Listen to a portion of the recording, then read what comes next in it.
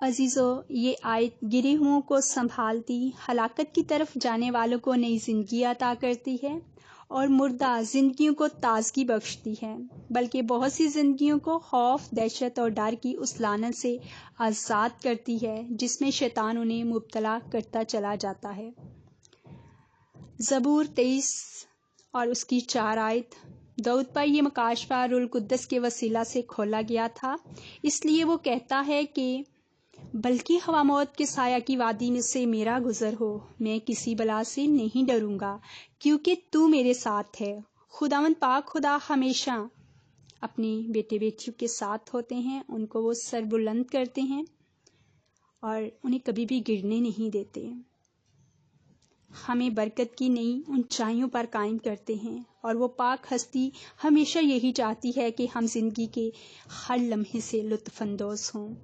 یوحنا 10:10 کے مطابق یسوع مسیح جو تھے اس لیے آئے کہ ہم زندگی پائیں اور کثرت کی زندگی پائیں اور زندگی سے بھرپور ہوتے چلے جائیں، یہاں تک کہ یہی زندگی ہمارے اندر سے بہنا شروع ہو جائے۔ ہم بائبل مقدس میں دیکھتے ہیں کہ خدا نے جن لوگوں کو عظیم کاموں کے لیے اپنی خدمت کے لیے چنا تھا، بلایا تھا، انہیں یہ بھی بتایا تھا کہ خوف نہ کر بلکہ آگے بڑھ، میں تیرے ساتھ ہوں گا اور یقیناً تیری مدد کروں گا۔ اس لیے خوف خدا کی طرف سے نہیں ہے میرے عزیزو، کیونکہ خدا نے ہمیں دہشت کی روح نہیں بلکہ قدرت و محبت اور تربیت کی روح دی ہے۔ یوحنا 18:4 میں بتایا گیا ہے کہ خوف سے عذاب ہوتا ہے اور خوف عذاب اور رکاوٹیں پیدا کرتا ہے اور ہمارے خدا کی مرضی کے مطابق ہمیں چلنے سے روکتا ہے اور خدا کی باتوں میں ہمیں ترقی کرنے سے بھی روکتا ہے، تاکہ ہم خدا کی برکتوں کو کیا نہ کر سکیں، حاصل نہ کر پائیں۔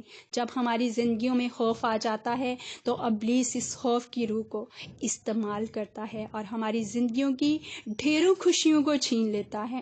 اس لیے بائبل فرماتی ہے کہ ہر بات کے لیے دعا کرو۔